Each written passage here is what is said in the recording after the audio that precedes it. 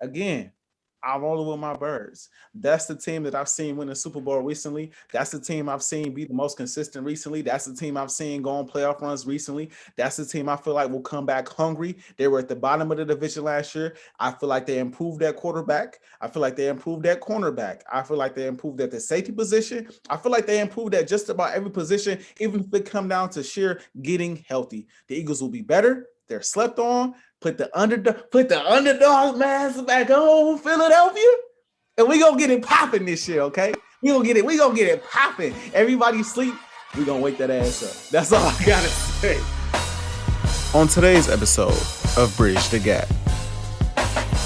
Yes, the first official NFL Sunday is here, ladies and gentlemen. So you know we're talking football, and more football today. Tune in as Casey and I debate over which teams will be division champions this year. It's about that time. NFL regular season. Bridge the gap. Let's get it.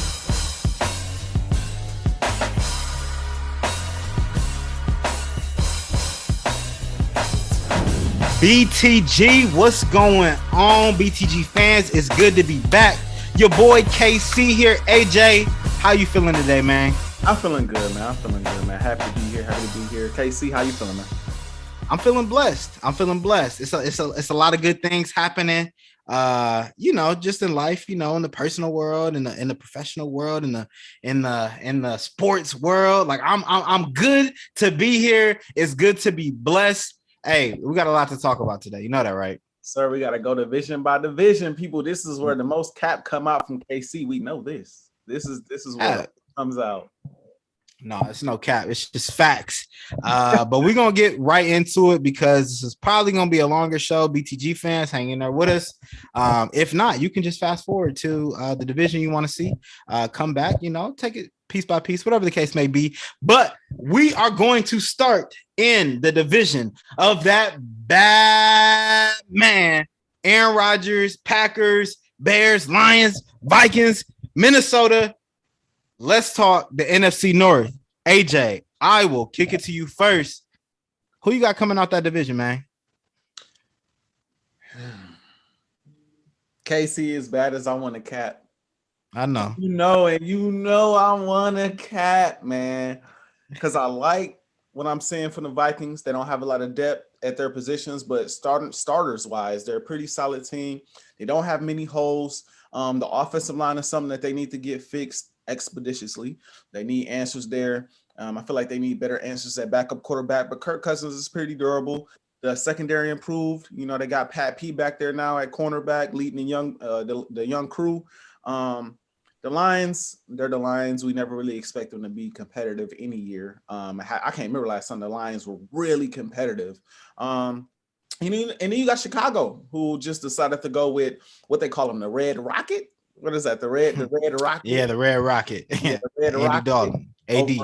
Over Justin Fields. And so for the foreseeable future, unless they decide to bench the Red Rocket within the first couple of weeks, it's his job to lose.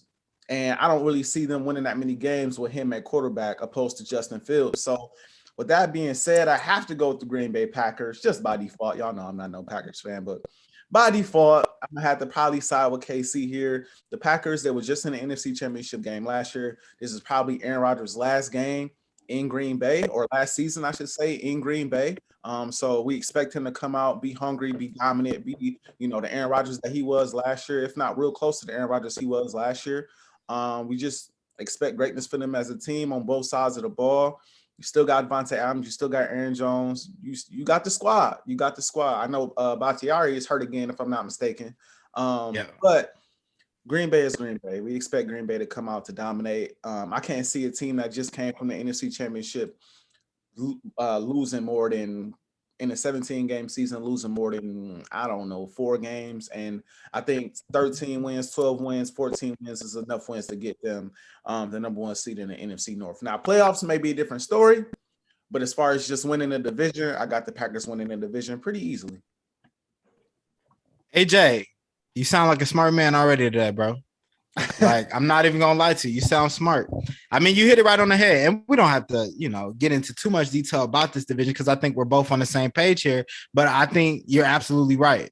Packers won NFC North last year. They went to the NFC Championship game, and I think that they'll do it again. Like, I'm looking at the rest of this division. Fields, you know how I feel about Chicago's situation, and you know the Red Rocket and Andy Dalton. Looks like Matt Nagy is probably going to die on that sword with AD, but I'll call this man AD a lot with Red Rocket, Andy Dalton, and rightfully so. Like, just if I'm the Bears, I'm punting on the season. I'm letting Justin Fields get another year to develop. I know Bears fans are going to be clamoring to see him play, but if you're a Bears fan, do you want to see Justin Fields play and possibly struggle for the next year, or do you want to see him be behind center for the next 15 years? And I think if you do want to see that, you let him develop. What'd you say? I feel like either way, he's going to be behind center for the next 15 years. I think people get too caught up in this whole, you got to sit behind whoever the starters is, whoever the starting vet is. Yes, we've seen it work with previous quarterbacks. We saw it work with Aaron Rodgers. We saw it work with Patrick Mahomes, you know what I'm saying? But Patrick Mahomes sat behind a pretty solid quarterback in Alex Smith. Aaron Rodgers sat behind a great quarterback in Brett Favre. We sitting this man, Justin Fields, behind the Red Rocket. That's the thing, though.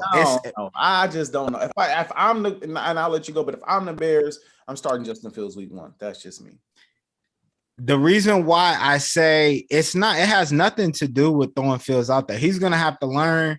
I don't think that Justin Fields is fundamentally as sound as he should be to be able to dominate right now at the NFL level. Now that can change in a year. Obviously he's getting a full preseason. He'll get a full season to sit behind Andy Dalton if they choose to keep him on the bench. And then on top of that, you'll get a full offseason and a full preseason next year. That's a lot of NFL football where literally everything you do is eat, sleep, and breathe football. This is your job. This is the way you eat. So I think being able to do that for a year and not being thrown out there, because the moment Justin Fields steps on the field, he's going to be looked at as the savior of Chicago. He's going to be looked at the next generational quarterback for Chicago. And I don't know if his skill set right now, or I should say his fundamentals right now, are where they need to be for him to carry that. And like, just look at Mitchell Trubisky and even the preseason game they just had. Mitchell Trubisky was carving them boys, like carving. You see the difference of someone that's been in the league for a while. Now, Bears fans was crapping on Mitchell Trubisky the whole time he was in Chicago, but sometimes situation matters. And I think if you throw Justin Fields out there too soon, I think that it could have a detrimental. I think if he goes out there and he struggles right away, well, now people are going to be questioning, was this the right pick? Not to mention Zach Wilson. Let's say he goes out there and kills it. Let's say, Trey Lance develops nice. Let's say Trevor Lawrence, Mac Jones. Like, there's other quarterbacks in this class. Like, he's not just being evaluated based off what he does in Chicago. He's also going to be evaluated based on the other 4 quarterbacks that were drafted in the first round, just like he was, as well as Jordan Love, who is also a young quarterback that's in his division. So Justin Fields has to be great in Chicago. No, I wouldn't even say great, but it has to work. And I don't know if it's going to work this year, and I don't know what that would look like. But I want to get to the Packers real quick because this is my pick to come out of this division. Aaron Rodgers is a bad dude. Like, let's be real. He won MVP last year for a reason. Not only did he win MVP, now we go Rodgers. Okay. All right. But we know that. Have I ever said No. Have I ever said anything bad about Aaron Rodgers? Have I ever said anything bad about Aaron Rodgers, the football player? No, not actually. Yes, you said last year he choked in the NFC Championship game, and that they should move on from him. That's what you said. And did he choke in the NFC Championship game? You said they could. We're not talking about the NFC champions. No, but I'm just saying. You said they couldn't get over the hump with him. They have achieved what they was going to achieve with Aaron Rodgers. That's what you said. You said they have achieved what they're going to achieve with Aaron Rodgers. It's time to move on. Did the Packers win their division last year? Yes, they did. Did they go to the NFC Championship game last year? Yes, they did. Okay, So that we're not talking about Super Bowl picks right now. We're talking about who's going to win the MVP. Aaron Rodgers is going to win you a division. He's been doing it his whole career. He's going to win you a division. And when I look at what the Packers have surrounded around him, a lot of people think just because, they haven't went out there. And I know for a fact, people like you think just because they haven't got a first round receiver that, everybody can't be high enough to draft Devontae Smith of the world. But the Packers have still surrounded Aaron Rodgers with talent. They got Robert Tonyan coming back. They still have Devontae Adams. They did draft the receiver in Amari Rodgers, who I think is going to be special. They brought back Randall Cobb at Aaron Rodgers' expense. They still have Aaron Jones. They got AJ Dillon, who I think is like Derrick Henry 2.0. And they drafted Kylan Hill in the one of the later rounds in the draft. So their offense is stacked. Now they are banged up, like you said, on the offensive line a little bit, but they've been drafting nothing but offensive linemen the last couple of years. And the type of offense that Matt LaFleur runs is a run-heavy offense. So that offensive line is going to be right.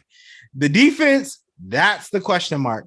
I don't think the defense will be bad enough where it'll cost them games necessarily like it has in the past. I think they've done a good job to bolster up the secondary, but that linebacking core is still some issues there. So I want to see what that looks like. But in terms of the talent that they've put around Aaron Rodgers and what they've surrounded the new defensive coordinator with on the defensive side of the ball, there should be no reason why the Packers don't win this division and probably win anywhere between 13 to 15 games this season.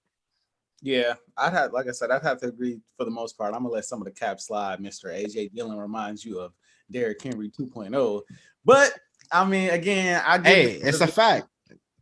I'm happy that it's an opinionated fact that he reminds you of Derrick Henry. But it's a fact to me. It's a fact to you. So I'll give you that. It's a fact to you, but I don't know if the rest of football fans around America would have to, We'll see later. And maybe I haven't watched enough of him. Maybe I just been too focused on how cold Aaron Jones is, because that boy, underrated player for the Packers, in my opinion. That boy is a problem, and he real cold on Madden, by the way. Just had to sneak that in there, but. I want to move on to the next division. Let's talk NFC South, KC. Let's talk NFC South, because there was a lot of controversy when we talked about this division last year. Obviously, the two teams that was leading, the Buccaneers and the Saints. It's a lot of hate thrown towards Tom Brady's way. I threw some towards the Saints, but KC, I want to know how you feel today about the NFC South. Who you think coming out on top? Yes, you are correct. There was a lot of hate last year. I said, what did I say? Like, wrote a take of what I said last year, talking about the Bucks.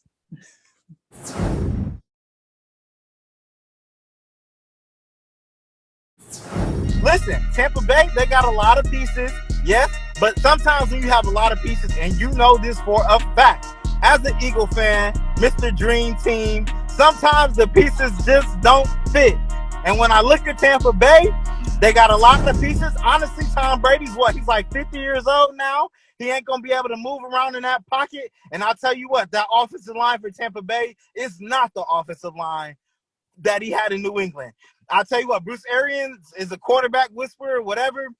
He's not Bill Belichick. That defense is not the Patriot defense. It's not the number one defense. So clearly I was wrong last year. I'll take it on the chin. Obviously, I didn't think that the Tampa Bay Buccaneers were going to, get half the league on the team and Tom Brady was going to be able to do what he was able to do at the age of 50. I didn't see it coming. I'm sorry. But we're here. It's 2021. We got fans back in the stands. I'm not saying that's an excuse, but we got fans back in the stands every Sunday. It's going to be a war. And who has better home field advantage than who? That Saints. I'm rolling with Jameis. Joe Boo wins. Jameis Winston to come out of the NFC South. I understand that Tom Brady is in this division.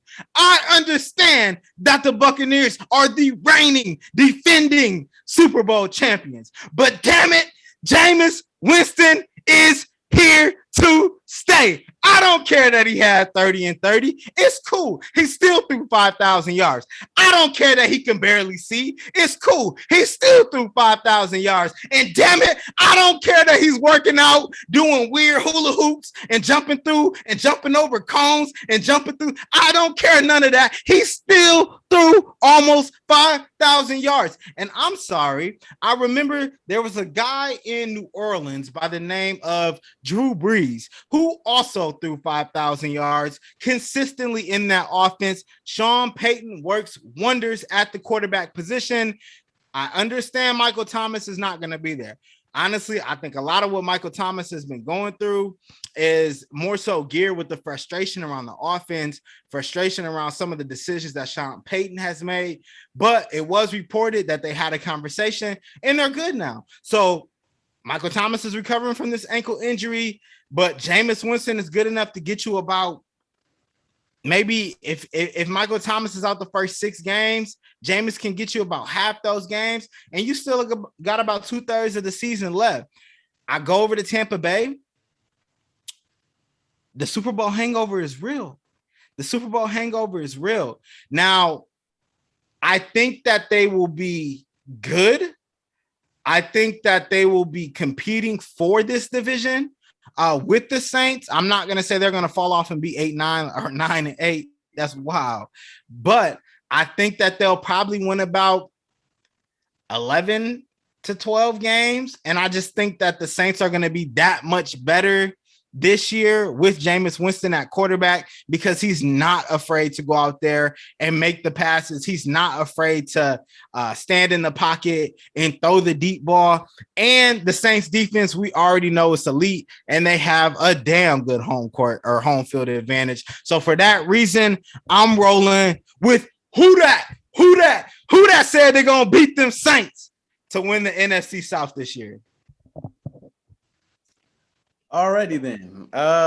Bridge Guy fans, I know y'all happy that little soliloquy is over with because KC is gonna die on that sword, man. He is gonna die. I mean, last year we saw him rock with this team, and I told KC, kind of similar to the Dallas Cowboys, when you need them to screw up, it's gonna happen. That's just been the Saints DNA for quite some time now.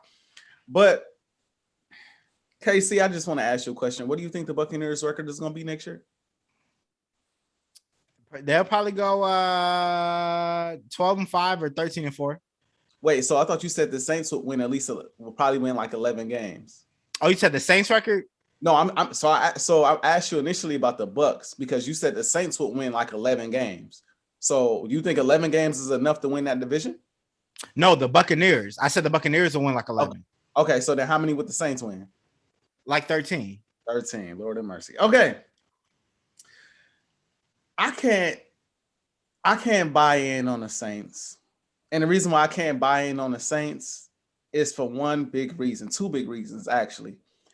Until you show me Michael Thomas is there, he wants to play, he's healthy, and until you show me a Jameis that doesn't turn the ball over as much, I'm not going to get on him today about the 30 for 30 because we all know he threw 30 interceptions. He threw 30 touchdowns. KC loves to bring up the 5,000 yards. 5,000 yards don't mean nothing when you're turning the ball over 30 times. That it doesn't mean anything, which is why they didn't make the playoffs, which is why they didn't win games. It doesn't mean anything if you're turning over the ball with the 5,000 yards. Just call it stay to stay. If it would have meant something, that team would have been a playoff team because 5,000 yards, 30 touchdowns, that's solid stats. Until you include the interceptions in there and you give other teams options and give other teams the opportunity to throw up another 5,000 yards or 4,000 yards or however much it took to beat the Bucs every single game in, game out. I don't know what the Tampa Bay Buccaneers, obviously because they're the Super Bowl champions. As long as they have Tom Brady, as long as they have the squad that they have, the weapons that they have from Antonio Brown to Mike Evans, Chris Godwin, as long as they have that defense, Devin White, Winfield Jr., as long as they have those studs on both sides of the football, to me, there's nothing to talk about. We've seen what this team is able to do. We've seen what this team did to the Kansas City Chiefs in the Super Bowl. We saw what they did to the Saints last year when it mattered most. Understanding the fact that, yeah, the Saints did win the division last year, but again, they don't have the same team they had last year. They've lost some pieces. the two, in my opinion, most important pieces, the quarterback and the receiver, that helped them get to where they were, especially one being Drew Brees, who's been a staple there in New Orleans. You replace him with the guy who's not efficient with the football. And I expect Winston to be better this year. He's playing on a better team. He's playing with a better offensive line. He's playing on a better team. He's playing with weapons. He got to sit behind Drew Brees. He has that now. He has that experience. But is it going to be enough to put them over the edge over the Tampa Bay Buccaneers, especially when they match up against the Bucs, and the Bucs are known for forcing turnovers? I just feel like when it matters most, you cannot count on Jameis Winston at this point. I could be wrong. Again, I think he's going to have a better year playing with the team that he's playing with this year instead of the Bucs the last years he's been playing.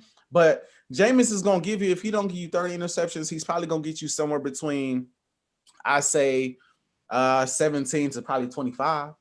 You know, and you got to hope that the 5,000 yards continue, because I believe they're going to run the ball a whole lot more. I believe they're going to bring Taysom Hill out there and run a couple plays. I'm not sure you can bank on Jameis Winston throwing for 5,000 yards. It's a completely different offense, and I don't think they're as confident in him as a quarterback than they were with Drew Brees. You know what I'm saying? And if that was the case, if they was as confident as they were in Winston as they are in Brees, then it would have been no quarterback controversy coming into this season. They was talking about potentially starting Taysom Hill, who we know is not a pure quarterback. So again, I just cannot see the Saints winning this division, not going up against the Bucs. And Tom Brady is great for keeping that chip on his shoulder. Yes, we won a Super Bowl, but which Super Bowl is the best one? The next one. You know, he's going to talk about the fact that the Saints beat them all across the field last year in the regular season. They don't want that to happen again. Again, they're the defending champs. I got to go with them to win the division. Win the Super Bowl, I won't go that far. But to win this division, I don't even go. It's no need to even bring up the Falcons or the Panthers. I'll be interested in seeing what we get from Kyle Pitts out of Atlanta. Outside of that, right now, there's nothing for me to talk about. Unless we see an efficient Jameis Winston, the Saints don't have a chance, bro. They don't have a chance. I don't see them winning more than 10 games. See, AJ, this is why it's so fun doing the show with you, because you are so slick. You try to throw that little slick stuff in there by saying like, nah, there's no way unless unless he's efficient. Well, yeah, unless Jameis is inefficient, then the Buccaneers are going to win the division.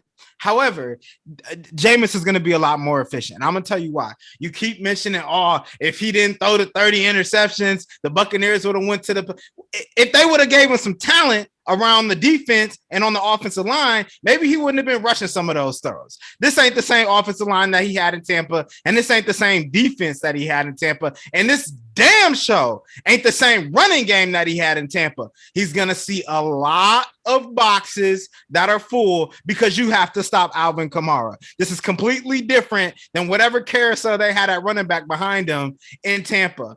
Also, I think that the Buccaneers are going to start this season off slow. You come off a Super Bowl, you got 17 games. Most of your starters don't even play preseason. It's going to be a slow grind. And I think that because of that, there will be some games in the beginning of the season that maybe the Buccaneers lose. And I think that'll come back to haunt them in the end. They might lose the head-to-head, and they might lose a couple games. Listen, I think the Buccaneers are going to win about 11 to 12, 13 games. But I also think that the Saints are probably going to win the exact amount. I don't think that the Buccaneers are going to, like I said, win 9 games, 8 games. What? So you don't see a drop-off from Brees to Jameis coming into the season? No, because the type of athlete and passer that Jameis is.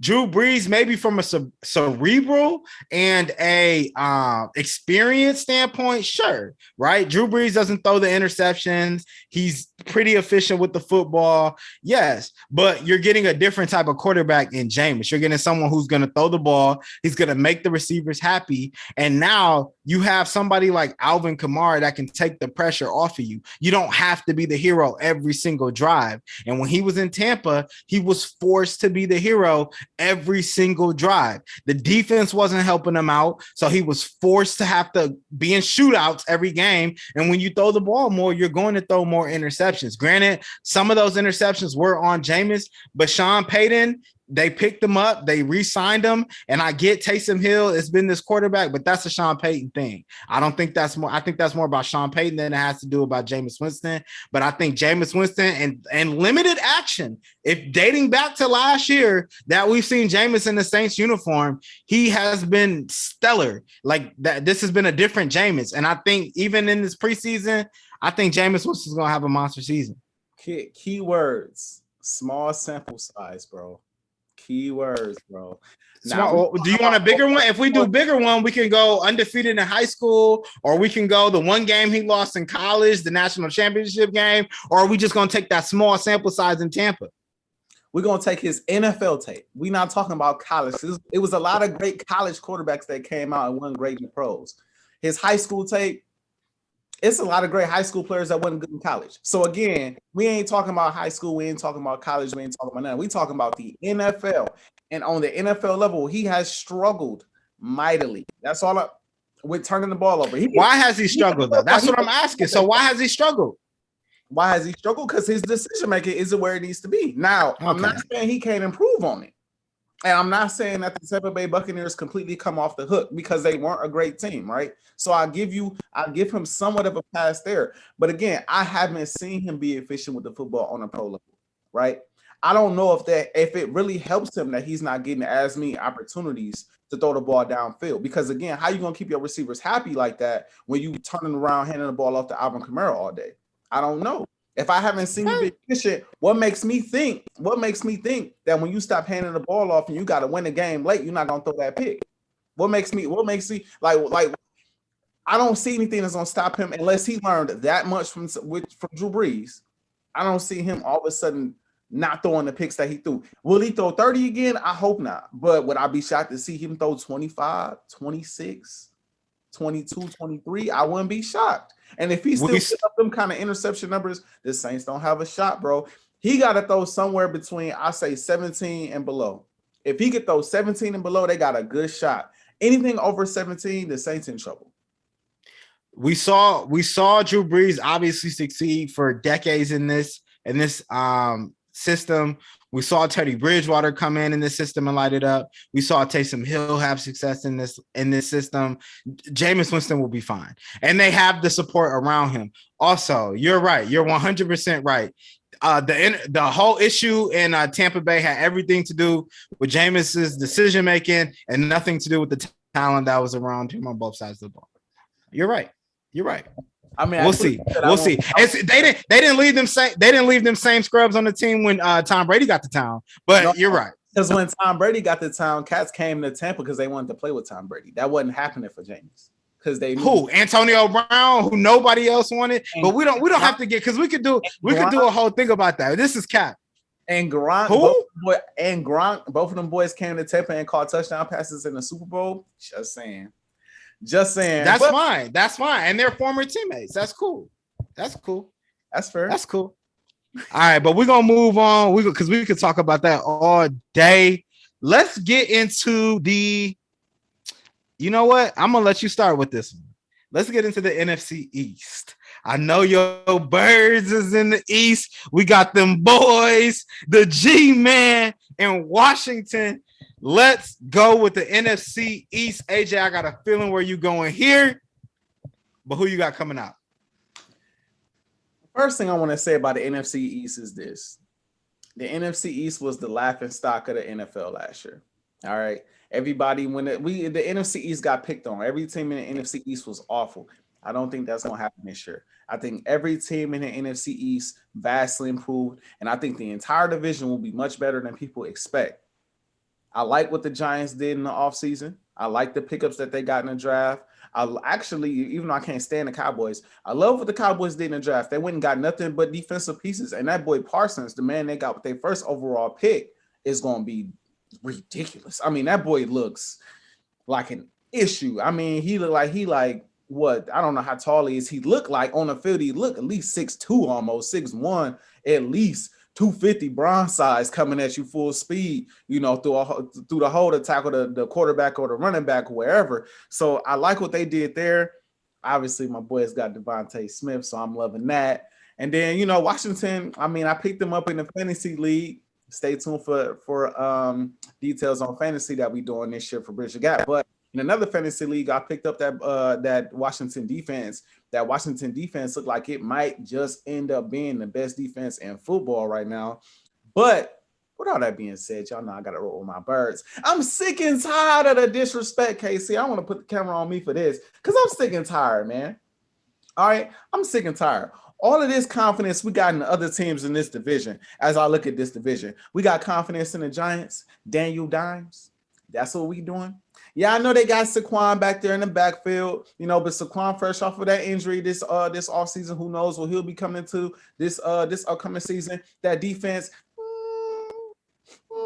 Giants defense is shaking to me. It's gonna really fall on what you getting from Saquon and what you getting from Daniel Dimes, because they got options out there to throw the football to. They got options out there. They got weapons. It's going to come down to Daniel Dimes. And is he that dude? I haven't seen anything that can convince me that he's that dude. It might have been smart for them to move up and take them a quarterback somewhere in this draft. That's a conversation for another day. The Cowboys are the Cowboys. They do this every year.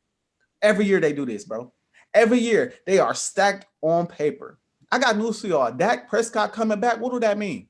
We saw Dak Prescott last year. They was about to go 1-3 before he got hurt. Sorry about the ankle injury. I do feel for him. I hope he continues to make a speedy recovery. And the shoulder, I hope he's well coming into this season. But they were awful last year with Dak Prescott. The one game they find a way to win with Dak Prescott on the field last year is when the Falcons can't recover an onside kick. And they blow the game. Okay, there's that. The year before that, when Dak Prescott played the whole season, what were they? 8-8. And who was winning the division that year? Philly. Okay. And then Washington is the one team I'm afraid of in the division. I'm not gonna lie. The defense is stout, but I have no faith in that boy Fitzpatrick. We see him start off every single year hot. They might go 4-0, and they might not win another game with him at quarterback. I'm looking at the Philadelphia Eagles. Offensive line is healthy. The secondary has improved. They do have a hole at linebacker. I'll give you that. On the offensive side of the ball, Miles Sanders is still there. Jalen Hurts is going to have a great season. He's got a year under his belt now after sitting behind Carson Wentz, and Carson Wentz is a big part of the reason why the Eagles are losing games last year. That's a conversation for another day. That boy's a born leader. That boy has proven, in my opinion, that he can be accurate from the pocket. I don't care what nobody say. He's proven he could push the ball down the field. You got weapons on the outside. You got Devontae Smith. You got Quez Watkins, who's going to be a stud. Casey, I'm trying to tell you that boy Quez. I'm trying to tell you that boy Quez. We're looking at Devontae Smith. We're looking at record, but I'm telling you that boy Quez is going to be a problem. But with a healthy offensive line, with a healthy quarterback, with the weapons that they have on the outside, and the defense improving this season, I feel like the Eagles, now it won't be easy, but I feel like the Eagles have the weapons that they need. The only problem with the Eagles religiously has been them staying healthy. That's it. If they can stay healthy, the Eagles are winning this division this year. They will be back. Jalen Hurts will have a monster season, one that nobody will see coming because nobody truly believes in him. And Philly will find a way to take the division from whoever is in the way. You got the floor, Casey. AJ. No. I got a question for you. So, first of all, you went through the division. I agree with you. I don't know if the Giants are that team. I still don't know if Danny Dimes is that dude. We'll see Saquon coming back. But I have a question for you. If you had to start your franchise, I mean, let's just take it in a vacuum. We ain't going to include like the injuries, the health. We'll just take it in a vacuum. Mm-hmm. And you had to start your franchise with one player for your life. Are you taking Jalen Hurts or are you taking Dak Prescott? Healthy. Everybody, 100% healthy all the way around. On paper, I'll take Dak. On paper, you'll take Dak. The reason why I ask you that question is because you have a whole lot of confidence in the team that won 4 games last year. The Cowboys didn't have Dak on the field last year for 95%, 96% of the season, and they still won more games than the Eagles. Okay. I asked that question because Dak Prescott is coming back this year. And if you had questions about his heart or his mindset, all you got to do is turn on Hard Knocks. He wants to be out there on the field. He wants to be competing with the Cowboys. But before I even get into that, I do have to address one more thing that you said. You completely downplayed the Washington football team as if they didn't win the division last year. Now, granted, I understand Alex Smith was at quarterback, but Ryan Fitzpatrick is a serviceable quarterback in the NFL. He can get you on an average team 7 to 8 wins a season. Stop. If you throw him out there, what? On an what? Average, on an average, yes, on an average team. Yes, on an average team. Average teams has this man played for and not won 7 to 8? Matter of fact, I got an even better question. How many average teams has he played for and not ended up being a starting quarterback by the end of the season? Most of the teams, he's a backup quarterback. Most of the teams that he's a backup quarterback for are mid at best. This team won the division. Last year. Not to mention, you out here acting like, oh, you said they got a great. Washington has the best defense in the division. Would you agree with that? I said they got okay, and I said Washington is the team that scares me most. Okay, cool. So they got the best defense in the division. They won with the carousel at quarterback last year. You bring in Ryan Fitzpatrick, who I think can get you 7 to 8. You disagree? That's okay. I think that with the addition of Curtis Samuel, who is a beast, with Terry McLaughlin still there, you still got Antonio Gibson. This team is legit in terms of competing in this division. However, I agree with you. I'm not rolling with Washington to win this division, and I'm damn sure not rolling with them birds because the Cowboys are going to win the NFC East. And I mentioned it before. Dak Prescott is coming back, and he's on a mission. Ezekiel Elliott, he's finally out of Cabo. When he was going through his contract negotiations out there in Cabo, had the hat on, had the tank on, out there in the sun, eating cereal, doing whatever he was doing in Mexico. I don't know. He's finally made it out of there. He looks like he's in better shape. Last year, you had an issue with the fact that CeeDee Lamb was drafted with the first pick. Well, guess what? That CeeDee Lamb pick looked really good now if you're a Dallas Cowboy fan, because you still have Amari Cooper. Now you have CeeDee Lamb. You still have Gallup. And now you have weapons still that are surrounded on that team. The offensive line was not great last year for Dallas. I'm just going to keep it 100. They were average at best, to say the least. But I think that they will be better this year. I think Ezekiel Elliott will be better this year. I'm not even going to mention Tony Pollard because the last time I did that, we had a whole discussion about that. But just know he's there backing up Zeke. And then you transition to the defense. You mentioned it. Michael Parsons is a problem. Now, I was a little questionable at where the Cowboys drafted, or I was questioning where they drafted him in the draft this past year. But from what we've been seeing, he looks like he can be a beast. And you just look at the rest of that defense. I mean, you still got great linebackers. You still have, you still got DeMarcus Lawrence. You still have Randy Gregory, Jalen Smith, who got paid, get paid, young brother, get paid. And that secondary is improved. They brought in some help there. Obviously, you got Diggs, who still has to make that leap in that secondary. But I look at the Dallas Cowboys last year. It was the first year in a new system with Mike McCarthy. Obviously, Dak Prescott went down. This wasn't the Dallas Cowboys, and they still did better than them Eagles. So I go to the Eagles real quick. I just don't think I like Jalen Hurts, and I think that Jalen Hurts will be a really solid quarterback. But I just look at the talent in a nutshell overall, and I think that the Dallas Cowboys have a lot more talent to be able to take them through a 17-game series and win the division. So for that reason, I'm rolling with them Cowboys to win the NFC East. You and the rest of the media, I just have a question. Where does all of this confidence come from? Was it the Super Bowl? It comes from Dak Prescott. Was it the Super Bowl in '95 that gave y'all confidence in the Packers? Or in the Cowboys, because that's the last time I can really remember them doing anything. They don't make long playoff runs. They don't win playoff games. They barely make the playoffs. Every blue moon they win a division, but they have not done nothing in over a decade. And every single season, y'all do this to me, dude. I told on First Take, it's all about the Cowboys. It's all about what the Cowboys go do. Now that they got Dak Prescott, they got Dak back. Oh, KC. They had Dak in 2000. What was it? 19. What was their record? Do you remember? It was probably 8-8. It was 8-8, KC. KC, last year they had Dak Prescott for the first 4 games of the season. What was their record with him out there on the field? Probably 1-3. 1-3. And the one game that they won, the one game that they won, it was because it was blown by the Falcons. I mean, that's a conversation for another day. You might not agree there. You might want to give them that one win just for that credibility. But at the same time, KC, you have to understand that unless they improve dramatically on the defensive side of the ball, they not really listen. We've seen Dak ball out now. We've seen him have great seasons, and the Packers still go 8-8.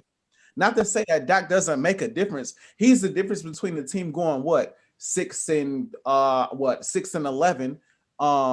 He's the difference there. He's taking from 6-11 to maybe 8-9 or 9-8. But that's about all you're gonna get from Dak Prescott. You're not gonna get much else. Now, argument could be made that hey, that might be enough to win a division. You might have a legitimate argument there. All I'm saying is, all this notion that Dak Prescott is going to come in, he's going to save the day for the Dallas Cowboys, and they didn't have Dak last season. We've seen them not be on nothing with Dak Prescott in the lineup. We've seen this time and time again. You bring up the Eagles last year, like we didn't have issues of our own. Like we didn't have an injured offensive line. Like we didn't have injured receivers. Like we didn't have injured corners, injured safeties, injured everywhere where you look, we had injuries all over the board to our starters. You want to give credit to the Dallas Cowboys because the Dallas Cowboys didn't have Dak. We dang sure didn't have a quarterback either because Wentz wasn't no quarterback last year. Wentz was out there looking like your boy Jameis. So we ain't had no quarterback minus the 5,000 yards. So you know what that spells. Turnovers galore. And like I said before, we had a lot of issues on both sides of the ball last year, but Wentz being in the lineup was a huge issue for the Philadelphia Eagles last year. We'd be in games and Wentz would literally throw interceptions to end games, fumble the ball, to literally just throw in games. So I say all that to say the Cowboys will improve by max 3 games. Max. They'll be 9-8. Max. Now, if that's they'll be 9-8. Max. I haven't seen them do any better than that in recent memory, bro. Now, if they prove me wrong, they prove me wrong. And if 9-8 gets it done in that division, which could be possible, 9-8 gets it done. All I'm saying is all this confidence in Dallas, like Dallas is just gonna be such an amazing team. I don't see it. They got this same talent you brought up. All of the players that you brought up on defense besides Parsons was there last year and the year before. 8-8. 8-8. Come on, man. I don't see no difference. They look stacked on paper every single year we see the Dallas Cowboys. I haven't watched a lick of Hard Knocks because I know it's a bunch of Hollywood drama because that's what the Cowboys is. A bunch of drama, a bunch of lights, and I refuse to be a part of that atmosphere. But, again, I'm rolling with my birds. That's the team that I've seen win the Super Bowl recently. That's the team I've seen be the most consistent recently. That's the team I've seen go on playoff runs recently. That's the team I feel like will come back hungry. They were at the bottom of the division last year. I feel like they improved that quarterback. I feel like they improved that cornerback. I feel like they improved at the safety position. I feel like they improved at just about every position, even if it come down to sheer getting healthy. The Eagles will be better. They're slept on. Put the underdog mask back on Philadelphia, and we gonna get it popping this year, okay? We gonna get it popping. Everybody sleep. We gonna wake that ass up. That's all I gotta say. I love how you have confidence in the team that won 4 games last year, but not confidence in the team that won 8 games 2 years ago. I mean, I don't get it. 8 games with a different head coach, by the way, I must add. Also, you mentioned they won 6 games or 1-3. That's fine. I'm gonna tell you something. When Mike McCarthy went to Green Bay, his first season, they went 8-8. They went 8-8 in the NFC North. That second season, they won 13-3. So we've seen Aaron Rodgers and Greg Jennings and Donald Driver and Charles Woodson and Clay Matthews on the opposite side of the ball. The Cowboys got that kind of. They don't have that kind of talent, and they don't have that kind of chemistry on both sides of the ball. And they don't have Aaron Rodgers. So there's no comparison. Well, this was before Aaron Rodgers was even on the field. This is late Brett Favre. So this was still a transitional situation. But if we want to talk about Aaron Rodgers' first season in Mike McCarthy's system, yes, he won 6-10. The next season, he won 11-5. So We've seen it happen before. Sometimes it just takes a minute to get the system under your belt. Everybody can't be Matt LaFleur. Everybody can't go to the NFC Championship game your first 2 years as the coach. Sometimes it might take a season. Everybody can't be Brett Favre or Aaron Rodgers either, and that we. You're right, but Dak Prescott has shown that he is an All-Pro, Pro Bowl quarterback. Would you agree? He still ain't no Brett Favre or no Aaron Rodgers. What's going to be probably needed, him putting up 60 points to win games, as proven last year and the year before, because the defense is so atrocious. That's fine. That's fine. But what we've seen from Dak Prescott is still great. You mentioned you would rather have him healthy over Jalen Hurts. So I'm rolling with Dak Prescott. The only reason why I picked Dak is because, yes, you're right. We've seen Dak ball out. We've seen him ball out. We have not seen Jalen Hurts with a full season under his belt. I'm confident by the end of this season, I'll feel differently. But I'm not going to be a fool. And you said for my life, I'm not going to bet my life on somebody I haven't seen play a whole season. I'll give it to Dak. I will give it to Alex Smith. I might even give it to Jameis for a full season just because I've seen him. You wouldn't give it to Alex Smith. You wouldn't give it to Alex Smith. Would you give it to Ryan Fitzpatrick? No, because Ryan Fitzpatrick ain't the starter by the end of his years. Like I said, he's never the starter by the end of the year. Somebody always got to come in and sub in for Ryan Fitzpatrick because he's not playing up to the standard that he set within the first 5 weeks of the season. Okay. That's fine. We'll see. But just be ready to play this tape back. Most definitely. But we're going to move over to the NFC West because I know that's where the big cat about to start. That's where the big cat about to start because we know KC, he love him some Kyler Murray. And KC picked Kyler Murray to be his NFL MVP this year. So that should be some insight as to where KC's mind is. At least I would think. I could be wrong. But that's some insight as to where KC is looking or how he's feeling about this division. KC, NFC West, you got the Seahawks, you got the Rams, you got the Cardinals and the 49ers. Arguably, debatably, the toughest division in all of football. KC, number 1 seed, NFC West. Who you got? You know who I got, Ajae. You know exactly who I got. I'm going with the dude that's the number 1 pick. I'm going with the dude that is single-handedly, well, I don't want to say single-handedly because Cliff Kingsbury, we got to give him his flowers too. But I'm going to go with the dude that is single-handedly changed this division, or I should say this football team in this division. The Arizona Cardinals were ever since Kurt Warner left, have been a dumpster fire. Let's just call it what it is. The only reason free agents have been going to Arizona the last 5 years before Kyler got there was because of the weather. Like there was no other reason for people to be in Arizona. Damn sure not to play football. So you look at this team, and I mentioned it when I picked Kyler Murray to win MVP. This is a much improved team on both sides of the ball. You get DeAndre Hopkins in another year. You get him. He gets to play with Kyler for another season. You bring in Ajae Green. I know you don't think Ajae Green has anything left in the tank, but I disagree. I think Ajae Green can still be a solid player. Obviously, you still have Christian Kirk. You still got they brought in James Conner, who was a workhorse when Le'Veon Bell went down in Pittsburgh. Was good. He had some injury issues here, but if healthy, he should be good. You still have Chase Edmonds in that backfield, and they're gonna do work. I just look at this offense. This is gonna be an even better offense. Kyler Murray is still putting on muscle. He's still out here getting better. He's still developing into a better dual threat quarterback. And the thing that makes Kyler Murray so special is the fact that he stays in the pocket and then uses his legs when he has to. That's important.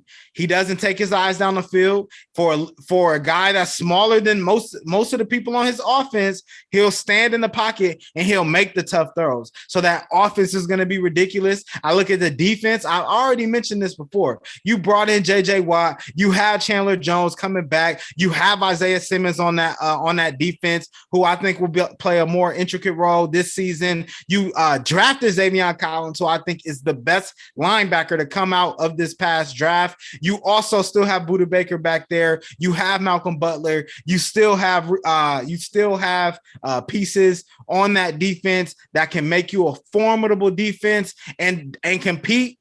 And then I look around the rest of the division. I mean, do we know what Matthew Stafford is gonna look like in in LA? Do we know what's going on in San Fran?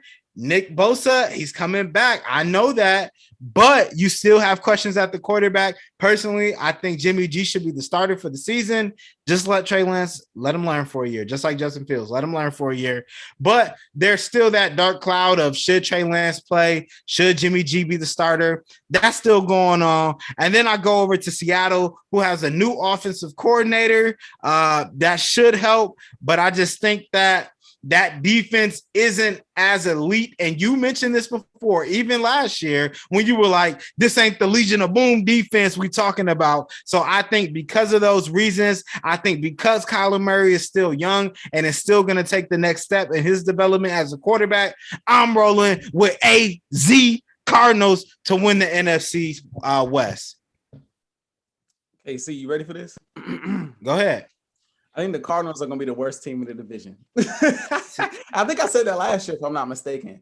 I think they'll be the worst. And were they? Division. No, they were second to last, if I'm not mistaken. But listen, KC, man, I think a lot of times we forget that the 49ers were just in the Super Bowl when healthy. Last seen healthy, they were just in the Super Bowl, probably a play away from winning the Super Bowl. Now, obviously, not having Richard Sherman hurts those chances of being that great again. But that defense with Nick Bosa coming back is still stout. That offense with Jimmy Garoppolo, who finds a way to win games. I know we like Trey Lance. He's the flashy weapon. He's the young cat coming in. We expect him to be solid. I think he's going to be solid. You think he's going to be great. But Jimmy G is there. And Jimmy G wins football games. It's proven now with the Patriots and proven with the 49ers. Again, just in the Super Bowl. The Seahawks. KC, I told you this last year, and I'm going to tell you it again. If Russell Wilson is there, they're always gonna finish higher than the Cardinals, bro. I'm sorry. He'll be there. It's going to happen. Russell Wilson is that dude. We all know he starts the season off looking like an MVP, and then at some point he starts to tail off. But even as he's tailing off, he still finds a way to make sure his team is better than the Cardinals. I'm sorry. They still have the same offensive weapons on that side of the football. They're still stout defensively.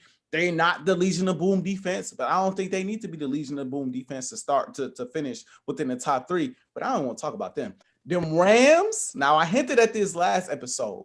Them Rams with Jalen Ramsey, with that boy 99, Aaron Donald, with that boy Stafford now back at quarterback, that's the team to watch in this division. Them and the Washington football team, I say, are tied for probably the best defense in the NFL. You could really go either way. I give the tie to the Rams because the secondary is a lot better with led by Jalen Ramsey. So I will go with the Rams. Offensively, again, we've never seen Matthew Stafford on a team with a great defense that could give him the ball. Never. We just haven't seen it. Every time we've seen him, he's played with a team. Yes, he had Calvin Johnson, but we've played with a team they're going to give up 40 points. They're going to give up 30 points. And then when that's not happening, then your offensive line isn't healthy. Then Calvin Johnson can't go. Then Matthew Stafford himself isn't healthy. He's never played with a team as loaded and as stacked as the Rams. This Rams team was just in the playoffs last year against your Packers. Now they lost, but they were just in the playoffs last year with your Packers with Jared Goff back there at quarterback. Now I ain't gonna say Jared Goff is awful because he's not awful, but he's not Matthew Stafford. I think this year we finally get to see what Matthew Stafford is made of, and I think he's going to be solid with that team. Same thing I say about Justin Fields. It's something to be said playing with a great defense that's going to give you short field opportunities, that's going to get you more opportunities on the offensive side of the ball, that's going to create turnovers, that's going to motivate you on both sides of the football for you to play better as a quarterback. He's not going to be asked to do nearly as much as he was asked to do in Detroit, which is the reason why I'm going with the Rams. And don't be shocked if the Rams end up in the NFC Championship game too. Don't be shocked. Defense is just that elite. The defense is just that elite. And now with them having a quarterback that can push the ball downfield, that can be smart with the football. Yes, he deals with a lot of injuries, but if he can stay healthy or at least healthy enough to play through those injuries like he does most of the time, that's the team to look out for. The Cardinals, again, I don't want to completely sleep on them. They have talent. And I think they'll still have a decent, probably 9-8 record or 8-9 record. But at the end of the day, I don't see them finishing better than the team that was just in the Super Bowl, not last year, but the year before, and that'll come back new, improved. I don't think they'll finish better than the Rams, who I just picked to win the division. And as long as Russell Wilson is there, Russell Wilson, DK Metcalf, Tyler Lockett, Chris Carson, and that defense led by Jamal Adams is not going to let them boys fall lower than the third seed in that division. So if I had to order, I would go Rams. It gets tough. I would go Rams, Niners, Seahawks, Cardinals. AJ, do you think that the Cardinals are better than they were last year? I think they are. Okay. So they won 8 games last year. Mm-hmm. So if they're better than they were last year, that means they got to be better than 8-8.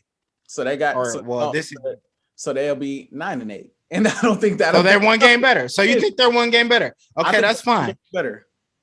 Okay, that's fine. I understand that. You said the 49ers are going to be there. They were last in the division. So somebody's got to come down. It sounds like you think the Cardinals are going to be the team to come down.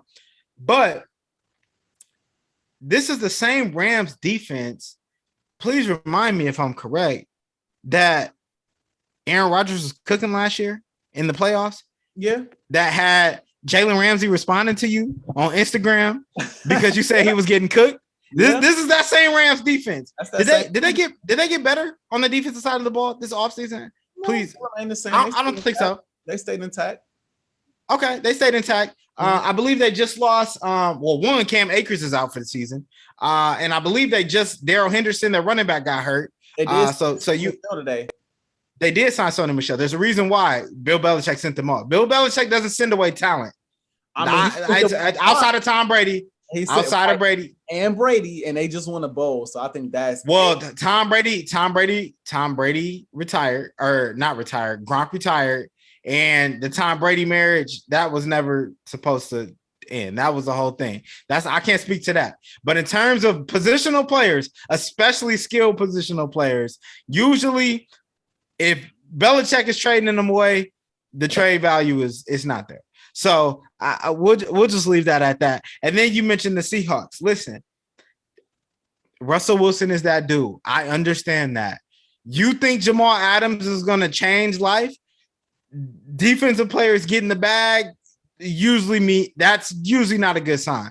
When the defensive player, especially when it comes to the secondary, I don't see many players on the secondary or in the secondary around the league that get a bag and come out and be better than they were before they got paid. But I could be wrong. Maybe Jamal Adams is that dude. I don't trust him in pass coverage as much. And when you got to worry about D. Hopkins, Christian Kirk, and AJ Green, I think when you have those matchups, that defense is going to be stretched a little thin, especially when you have the type of running backs that they were able to acquire in terms of James Conner and obviously bringing in Chase Edmonds. That means the backers are going to have to play a lot more coverage when you play the Cardinals. And I don't know, that just seems like a bad idea to me. So when I look at the division, you're higher on a lot of these teams like the 49ers and like the Rams. I know Matthew Stafford, we get to see him with talent, but we also got to see him with a lot of really good wide receivers in Detroit, and I don't know. It just never worked out. Obviously, you mentioned Calvin Johnson, Marvin Jones, Kenny Galladay, just to name a few, and somehow he still couldn't be the third best team in the NFC North. But now he's going to come win the division for the Rams, which is arguably the best division in football. You're competing with and against great defenses. Yeah, it's not. Especially when you don't have a great defense. Like we've seen over the course of time how bad the Lions defense is. It's hard to ask Dak Prescott how hard it is to win games when you don't have a defense. You could put up 5,000, 4,000 yards, all these touchdowns. If you don't have a defense that can at least get stops when you need them, you're not going to win a lot of football games in the NFL. But I wanted to respond to one quick point because you brought up how Aaron Rodgers was torching the Rams in the playoffs like it's not Aaron Rodgers, the league MVP that you was bringing up. I would hope that you wouldn't compare Kyler Murray to the league MVP because we know they're in two different categories, two different tiers. We know there's levels to this. The times that the Cardinals played the Rams last year, granted, they have AJ Green now, right? That offense put up 7 points one time they played them. Another time they played them, they put up 28. Both games they lost. All I'm saying is the Cardinals going to have to show me that the addition of AJ Green and whatever they added on defense, you can throw JJ Watt out there, whatever.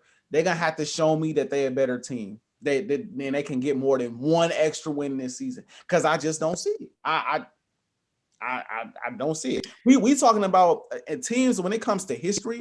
We haven't seen the Cardinals perform like that or make the playoffs in I don't know how long now. But we've seen the Seahawks get to the playoffs, win a division. We've seen the 49ers get to the playoffs, win a division. We've seen the Rams get to the playoffs and do their thing. Like we've seen other teams in this division do exactly what the Cardinals are looking to achieve. We have not seen the Cardinals do it. And until we see the Cardinals do it, or at least come a lot closer to doing it, make the playoffs 1 year, playoffs 1 year, I don't think they should be favored. As a matter of fact, I think it's disrespectful to have Kyler Murray and the Cardinals leapfrogging everybody else in this division when they haven't proven they can do it. Not one time. It might be disrespectful, but like I said, I mean, you look at the rest of the division. The Rams, they went and got a new quarterback. The Seahawks, they fired their offensive quarterback. Is he better than Goff? Is he Who? an upgrade? Stafford? Is he an upgrade? I don't know. Oh my God. I don't know. KC, I don't know. Jared Goff went to a Super Bowl. Oh, I don't know. Yeah, with that Jared Goff went to a Super Bowl. With that Rams defense. Jared, you still have to be able to make the plays on offense. You still have to be able to make the plays on offense. Why would the Rams trade a draft pick and Goff if he was the better quarterback? What sense do that make? People lose trades every day. Oh my God. People lose trades every day. If you go on record right now and say that Goff is better than Stafford, go ahead, KC.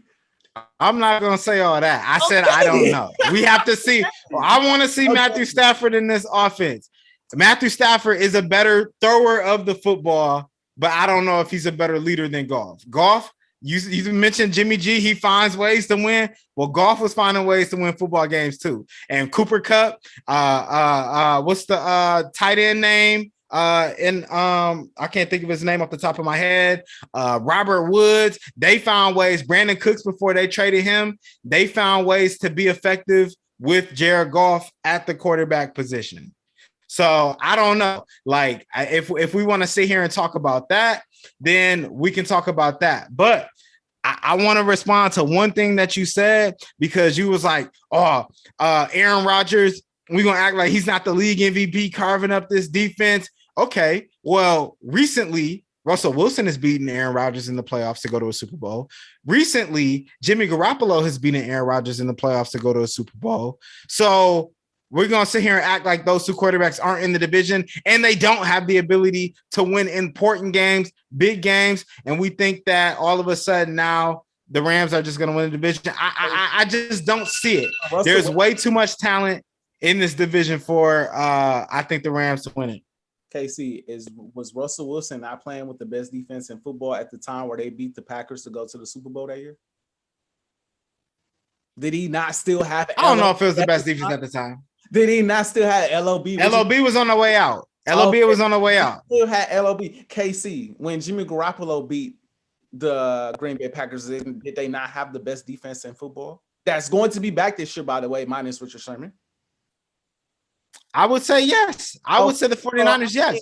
But the defense is still there, though. These teams are still there. Until the Cardinals have that type of defense, they're not going to compete like that in this division. And you have to start somewhere. The Seahawks defense isn't as good as they were when they had LOB. We know that. The 49ers defense is stacked. I'll give you that. And it's gonna be a dogfight with them. But at the same time, I just have faith in the Rams defense. And I may be going out on a little bit of a limb here, riding with Matthew Stafford. And I've been very critical of Matthew Stafford before. So he's going to have to show me. But I just think in this offense, with that defense backing you up, I think he's going to have to try to not win games with that team. So I think at this point in his career, I think they're prime and ready for a potential Super Bowl run. It's very possible, bro. It's very possible. It's very possible. Very possible. Okay. But we'll see. Let's move over to the AFC because we have yet to discuss the AFC. And I know AFC fans like, when y'all gonna talk about the AFC? But we coming, we here, we right here. Okay. And we're gonna start with the AFC South. KC, we got the Titans, we got the Colts, we got the Texans, and we got the Jags. I would like to ask you, my brother, who you rocking with in the AFC South? So I know I've been rolling with my boy T-Law and Duval, but I'm not a fool. And I look at this division, and this one is as clear as day. This is probably the easiest division that we've had to pick. I'm rolling with the Tennessee Titans. I mean, let's just keep it a buck.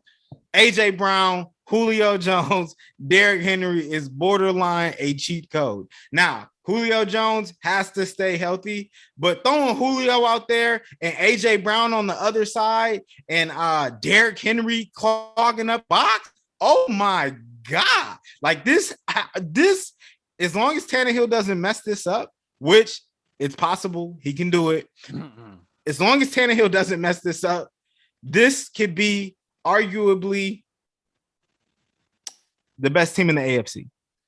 I think the Tennessee Titans with this offense have the chance to be the best team in the AFC. And it's not even just the offense. They still have pieces on the defense. I mean, the defense is still legit. So I just think that between the offense and the defense, this team has an opportunity to be the best team in the AFC. Also, they're playing Houston 2 times a year. They're playing Indy 2 times a year. I think that Jacksonville will be much improved, but you're still playing Jacksonville 2 times a year. Even if you split with one of those teams, that's 5 games right off the rip. And then, you know, the rest of the AFC and the rest of the teams that you'll play the rest of the season. I think that this could be a very special Tennessee Titans team. I don't want to go too far on a limb, but I think that Tennessee, if you're a Tennessee Titan fan, you have a lot to be excited about. And possibly I could see these boys in the AFC Championship game. I'm just going to keep it real. I can't listen. I can't refute with you on this. I can't debate with you too much on this. The Tennessee Titans are stacked all across the board. I mean, obviously teams will probably still try to stack the box to stop that boy Derrick Henry. At the same time, though, you got Julio Jones to throw the football to now. And Julio is arguably, debatably the best receiver in football. Like, it's a debate. Like, yes, you throw Devontae Adams out there. You throw Tyreek Hill out there. Yes, you throw Stephon Diggs out there. Odell will be back this year. Obviously, you still got D-Hop. But Julio's still in that conversation. And A.J. Brown might be top 10, top 15 at least. I mean, at least. So, I mean, you're looking at that roster. I mean, they are stacked across the board on the offensive side of the ball. I feel like they got a couple of question marks on the defensive side, but I feel like their style of play is conducive to them surviving in football games. You ground and pound with Derrick Henry. You got a nice passing game. I just feel like they have what it takes. Now, this is what I will say about that division, though. They will have competition with the Colts. Now, I know Carson Wentz is fresh off of playing awful with the Philadelphia Eagles, my squad, and he's fresh off of his foot injury, whatever that is. If Wentz can stay healthy, which is a big if at this point in time in his career, the Colts are still a stacked team, yo. Like, this is a team that was in the playoffs last year.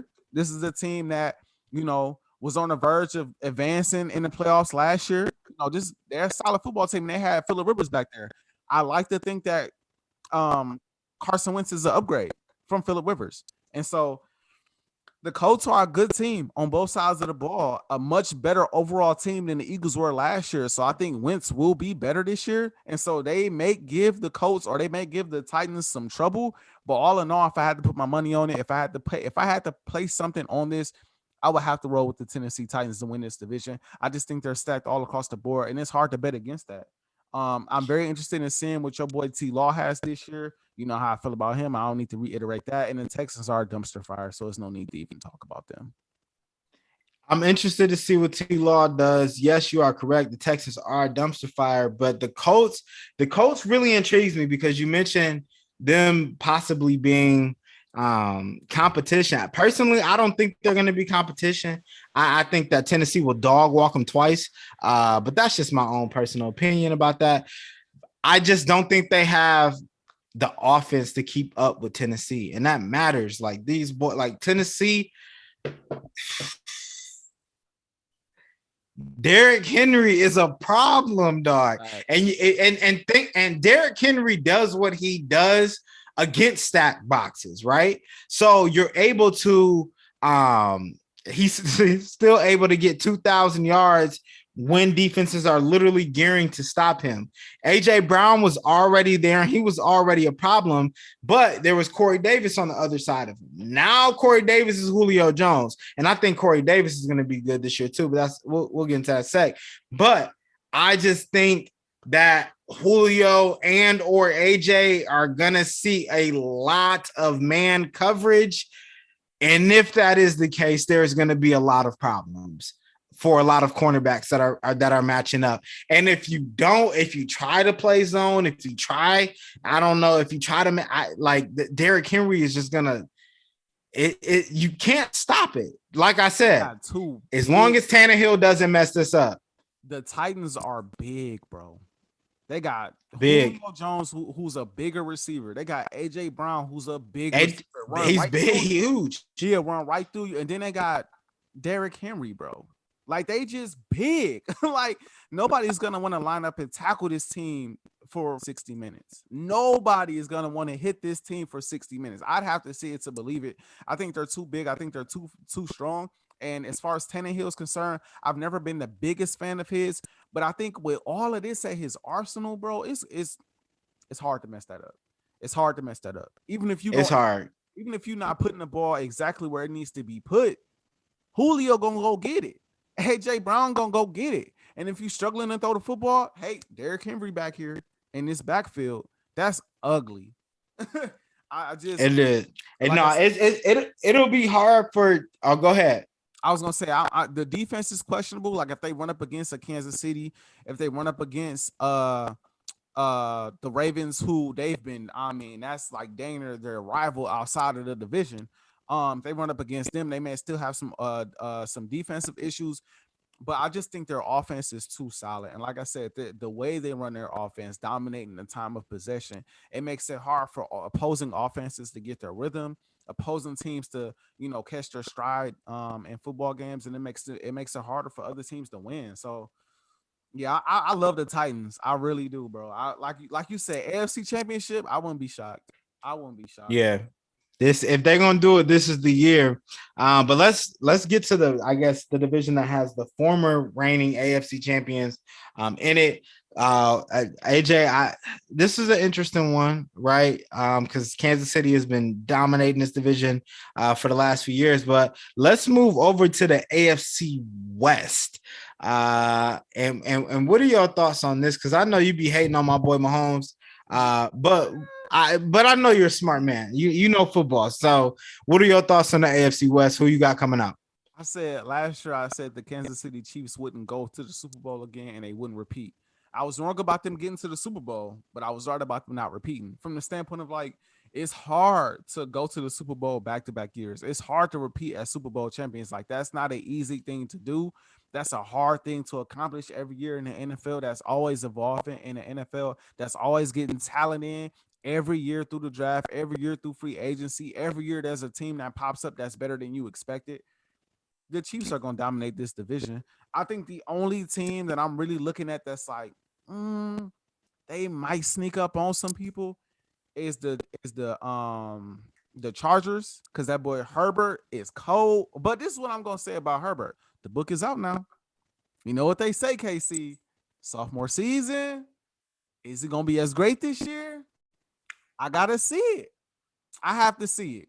I think Herbert is solid. I think he's going to have a great year 3. And I think it's going to be very similar to year 1, if not much better. But I don't know if he's going to have the same kind of year in year 2. Bro, I will say this, though, about the Chargers. I love that young man, Asante Samuel Jr. Watch out for Asante Samuel Jr. Y'all know how much of a fan of his y'all know how much of a fan of his father I was, Asante Samuel Sr. Because that boy was an issue in Philadelphia, boy. That boy was a problem in Philly. That was my dude in Philly. And I so desperately wanted the Eagles to draft that man in the second round, but they went and got offensive lineman help from Alabama. And anytime you pick up somebody from Alabama, I can't be mad at it. But back to the AFC West, I got the Chiefs winning this division. Like I said before, I think they'll dominate this division. I don't think this division is as soft as the AFC East was at one point back when Tom Brady and the Patriots were just dominating the division. But when I look at this division, nobody jumps out to me like that as far as contending with the Kansas City Chiefs. As long as you have Patrick Mahomes, as long as you have Travis Kelce, as long as you have Tyreek Hill, as long as you have weapons on the outside, weapons on the defensive side of the football, I think the Chiefs are just a team to beat in the AFC in general, let alone their own division. So unless something catastrophic happens injury-wise, I don't see anybody truly contending with the Chiefs. But I can see the Chargers winning like 9-10 games. I can see them winning like 9-10 games. Will it be enough to make the playoffs? I'm not sure, because I think probably 3 teams will come out of the AFC North and make the playoffs. So it probably won't be enough, but I do think they'll improve, just not obviously enough to compete with the Chiefs. I don't see that. So AJ, I agree with a lot of what you said. I think this is very similar to the Titans, the last division, the AFC South that we did. However, I'm gonna be quick. Kansas City Chiefs are gonna win this division. They'll probably win. They'll probably win about 13 to 15 games this year. And it's Kansas City, right? And they're coming off a Super Bowl loss this year. They were still solid off a Super Bowl win. Now they know what that defeat looks like. Patrick Mahomes is here to stay. For every year at that 10, the Chiefs got him for. So I just think that the Chiefs will win. But you are absolutely right. I think the Chargers, I don't know if it'll be this year, but Herbert is that dude. And I don't know if I'm just saying that because that's my starting fantasy quarterback right now. That's your starter? Yeah, that's my starter. Because people was grabbing. You know how people do when it comes to quarterbacks and fantasy drafts. So I had to go for Herbert. But it's not even just the fact that Herbert, you mentioned it, like the defense, you got Asante Samuel on that defense. That defense has Derwin Jackson. That defense has Joey Bosa, big brother Bosa on that D still. And the offense is still solid. Like you have Keenan Allen, you have Mike Williams, you have Austin Eckler. Like that offense is solid, and Justin Herbert is going to stand in the pocket. One thing I found interesting though is how you like to or how you mentioned that the book is out on Justin Fields, right? Second year, and we saw what not Justin Fields, Justin Herbert. Yeah, and we saw what Justin Herbert did his rookie year, but the book ain't out on Justin Fields. He ain't played enough yet. He ain't played a full season. Oh, okay. In the pros. Oh, okay. Okay. Oh, so you got to play a full season before the book is out. Right. Okay. I feel you. That makes sense. That's why the sophomore slump is a thing, because you get that full first rookie season, and then everybody like, okay, we see what you're about, and then you know what I'm saying, they adjust. Okay. All right, I see what you're saying now. Personally, I think that no, the book is out on Justin Fields. The book is out on Herbert. Is out on Fields too. But I see where you're coming from. I respect that point of view. However, I think Justin Herbert is a bad dude. Herbert's not even playing the preseason. He's not hurt. That tells you everything you need to know. With the new head coach, that means that the new head coach. No, he's trying to lose his job. That boy Herbert go out there and get hurt. He out of there. That's a fact. Herbert is the starter quarterback probably for the next 10 to 15 years if you are San Diego Chargers fans. But as for right now, it's still Kansas City's division. But I think you are correct. I think Herbert and I think that the Chargers will make it exciting. They'll be an exciting team to watch. Probably one of the more exciting teams to watch. Also, I know Denver just announced Teddy Bridgewater is going to be the starter. I don't know if he's better than Drew Lock. I know we didn't really talk about Denver. I don't know that defense, and then you got the Raiders. They'll be last in division. It'll be okay. They were. Yeah. I think they were solid. They were second in the division last year. They okay, but they just don't. They're just not enough. And last year, remember last year the Raiders was the team that was consistently pushing the Chiefs though. Like they almost got the Chiefs twice. They almost got them. They twice. did. So I mean, they're a team to kind of look out for. I don't know something about the Raiders that just don't woo me, bro. It don't. Not enough to win the division. Hell no. It's not even. Nah. It's not even conversation. Nah, they won't win the division. I think they'll be fighting with Denver for that third spot in the division this year. I'm just not a believer. Gruden, this is what now year 3. This is year 3 in this Gruden system. They gave him 10 years. So I guess he's not even halfway through his contract. But I just think that this, with the emergence of Justin Herbert with the Chargers, that defense in Denver is still, I mean, and that offense is still legit. I just think it's going to be a lot harder to win in this division. And if I'm the Raiders, they have the least amount of talent outside of that boy Darren Waller and Henry Ruggs. But Darren Waller is a monster at the tight end position. I know that. Obviously, Josh Jacobs, running back, I like him as well. But I just think that in terms of overall talent, Kansas City is head and shoulders above everybody. Then you have the Chargers, and then you got Denver and the Raiders. Facts. Casey, I want to jump over to the AFC North because I know we agree there on the AFC East. So let's jump over to the AFC North. And Casey, I want to start with this one because this here, it may be my favorite division in football because I love. Talk to him. I got love for almost all of the teams here in this division because I like certain players, like even the Bengals. I think Joe Burrow is that dude. I think if he didn't get hurt last year, they don't win too many more games. But I was going to say Herbert.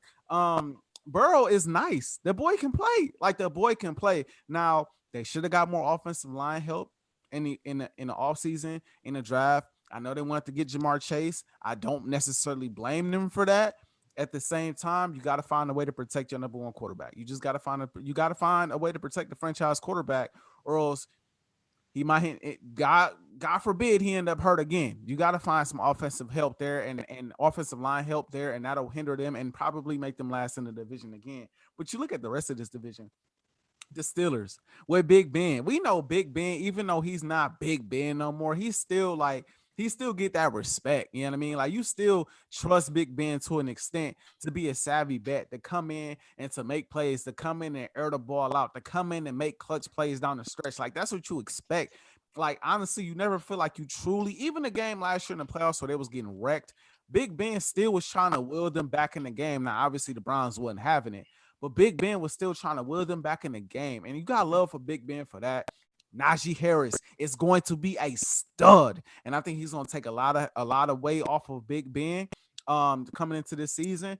Now you don't have to throw the ball 40, 50 times to win a football game. Now you got Najee Harris there that you can hand the ball off to. He could be a 4-down back. You can hand it to him 4th and 1, 3rd and 3, whatever. Get a ball to Najee. I think he'll get it done.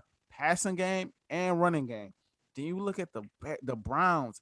They're getting my boy Odell back. Anybody that knows me know how much I love Odell. That's my dog. I look for him to have a great season this year, a bounce back season. They still got that boy Baker Mayfield. They still got Nick Chubb, and they got Kareem Hunt. They still got the boy Juice. They still got Myles Garrett, the player that you said gonna win Defensive Player of the Year this upcoming year. They still got that boy Ward on the outside. It's just nasty, but KC is just something about Lamar Jackson, man. I don't know. I don't know, KC. I don't know what it is, KC. Maybe it's because I was a diehard Mike Vick fan. Maybe that's what it is. Maybe it's because I love the electrifying play that reminds me of my favorite quarterback of all time. But when I look at Lamar Jackson, when I look at, like I said this in the last episode, and I'll say it again. When I look at the additions of Sammy Watkins and Rashad Bateman, who I think is going to be a stud, combined with the running backs that they have in the backfield, combined with that defense, probably the best cornerback combo, the best quarterback squad in the entire league, probably the best secondary in football, great defensive line, great tight ends, great offensive line. This is going to fall on Lamar. This year is going to fall on Lamar. It's also going to fall on Greg Roman because he got to call some better plays on the offensive side of the ball. Their offense is way too plain, way too vanilla, way too – it's not getting it done. But Lamar Jackson has weapons now on the offensive side of the ball to throw the football to. He has running backs. He has an offensive line. He has a defense that can create turnovers, that can put him in position to win games. Last year, we saw that boy one play away one game away from the AFC Championship game if he does not throw that pick in the red zone.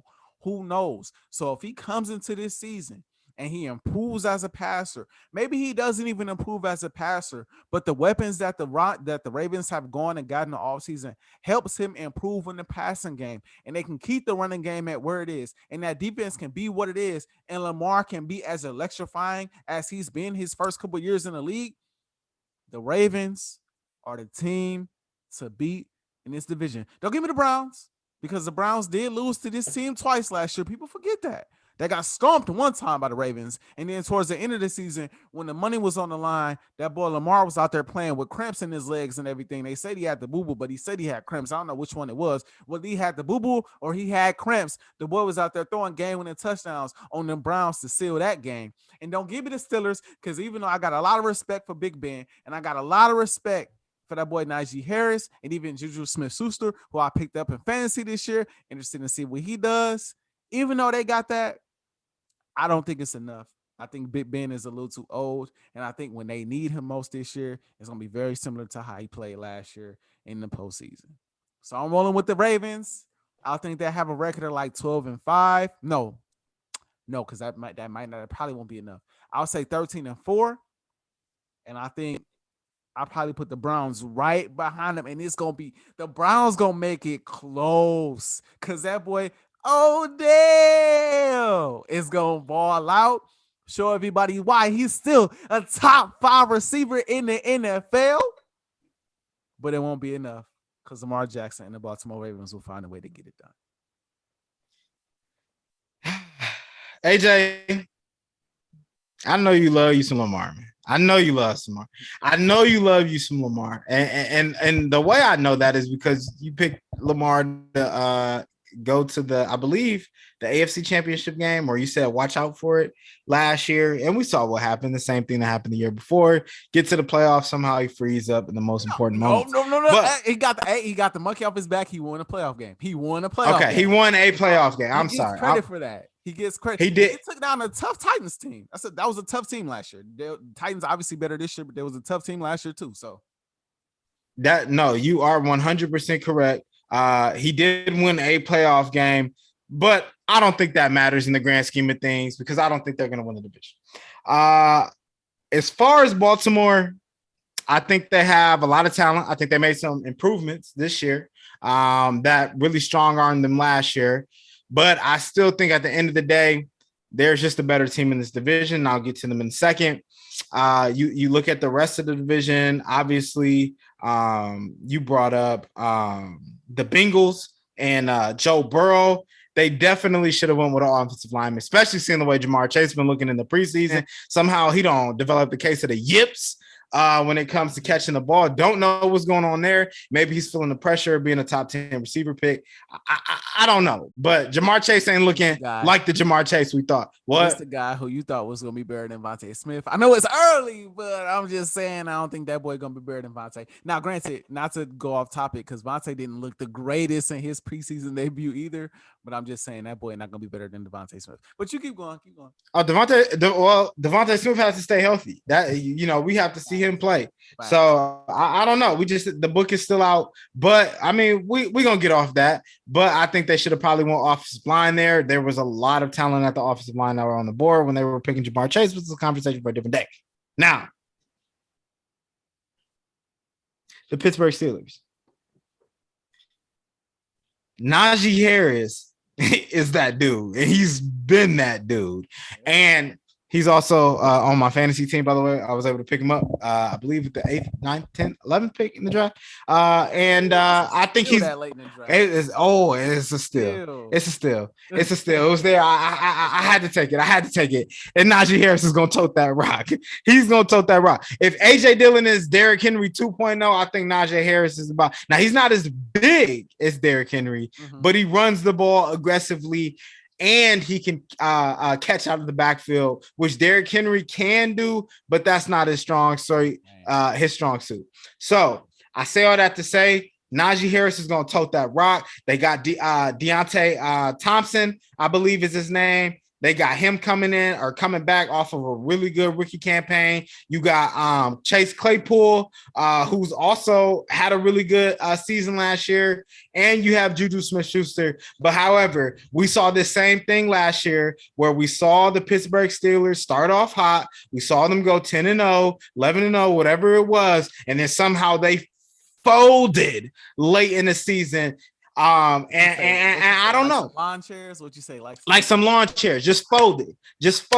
Like the hand praying emoji on the iPhone. That's how they folded. So I just don't think that Pittsburgh, I think they'll run into a similar situation and they'll run out of gas late in the season. However, I'm rolling with the Cleveland Browns to win this division. And last year I wasn't on the bandwagon. I believe you were the one that was really high on Cleveland last year. Props to you, kudos to you. However, I'm getting in on it late, and I'm surprised you didn't say running back Baker Mayfield about to get paid. They about to lock this man up for the future. You mentioned OBJ, Odell Beckham Jr. is coming back for another season. You mentioned that boy Jarvis Juice Landry is coming back, and he'll have another breakout season. Also, Nick Chubb, you get a full season of Kareem Hunt. I just think that this team is going to be good. I mentioned Myles Garrett is my choice for Defensive Player of the Year, and I think that he'll help anchor that defense. So you like to mention the extra possessions that Baker Mayfield will get. It'll make up for some of the mistakes. But we saw Baker Mayfield grow up last year. His rookie year, there was some lumps. Obviously, there was a coach change, but we saw Baker Mayfield grow up last year, win some very important games, played really good in some of the biggest games of the season, including the playoffs, may I add. And I think this year he'll take another step. And for that reason, I'm rolling with the dog pound to win the division, Cleveland Browns. And I think they'll probably finish with about we're gonna go with 14 wins. I'll go with 14 wins. Only 3 losses. We're gonna go with 14 wins. We'll go with 14. Okay. I think the Browns 14 wins. Oh, that's tough, bro. I think the Browns are probably gonna win. They're gonna win anywhere between they was 11-5 last year. I say I'll give them 12-5. I'll give them 12. I think they'll win 12. I just think Baltimore is probably gonna be like that 13-4 or that 14-3 this year because it's 17 games. I don't know. Again, when those two teams match up, it's gonna be the battle of time of possession.